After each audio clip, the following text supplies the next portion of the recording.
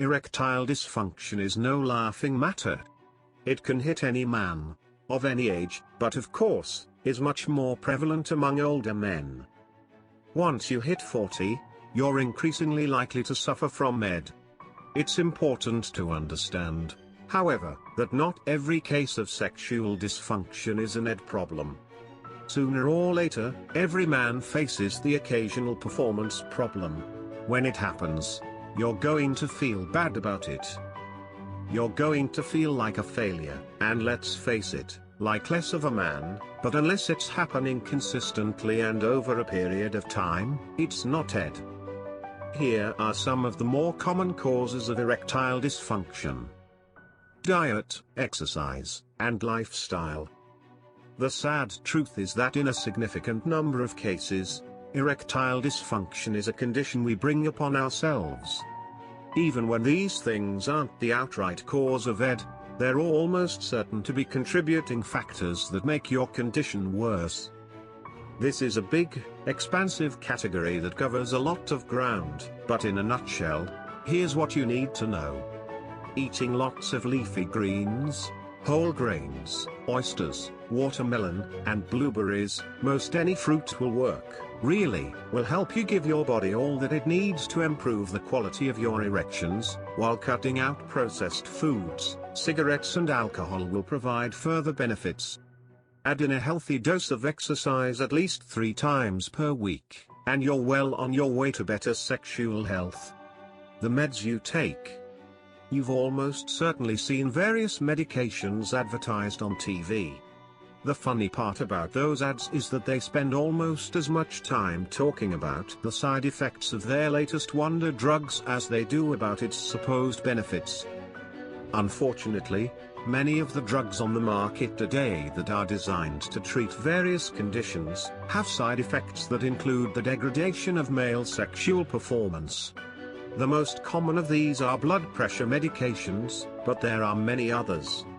The good news is that in many cases, there are often, but not always, alternatives to the meds with these side effects. If that's the case, your doctor can prescribe you an alternative to help alleviate the problem. Your big brain working against your little brain.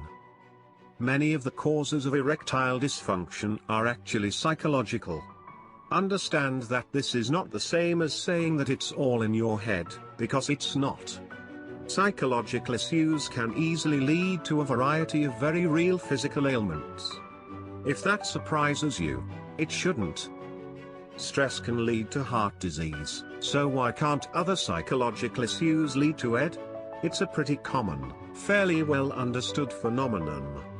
Stress is, in fact, one of the leading causes of ED, which makes it a particularly nasty condition, because it also can lead to heart troubles, so it hits you twice. Long before stress kills you though, it will impact your sex life in a major, and entirely negative way. Our modern society is filled to the point of overflowing with stress triggers. We work too many hours. We don't take enough vacations, and even when we do, we tend to bring our work with us. Thanks to the advent of the smartphone, which is both a blessing and a curse. Yes, it lets us keep in touch with friends and families no matter where we are in the world, but it also means that we have the tendency to never unplug. We need that. We need time to decompress and relax. Sure, you can run at top speed for a while, but if you do it too long, you'll burn yourself out. If you keep going much beyond that, your problems will only worsen with time. Why would you want to do that to yourself? It simply makes no sense. Depression. Depression is another common cause of ED, and let's face it. When you're depressed, sex is about the last thing you're thinking of. Stress is a particularly nasty cause of ED, because most of the antidepressant medicines available only make ED worse. Depression is insidious on another front as well, because it's easy to get caught in a negative, self-reinforcing feedback loop trap. What we mean by that is that when you're depressed, your self-esteem is, by definition, low. If you tried to have sex, your low self-esteem may lead to performance issues. Then, when you fail to perform sexually, it lowers your self-esteem further, which makes future sexual performance issues even more likely. Once you're caught in that trap, it can be notoriously difficult to get out of it. One thing you'll note that isn't on the list is performance anxiety. That's because while performance anxiety can lead to a lack of sexual performance in certain specific situations, these are generally isolated, one-off events. The risk, however, is that a failure to perform sexually can sometimes lead to depression, which can cause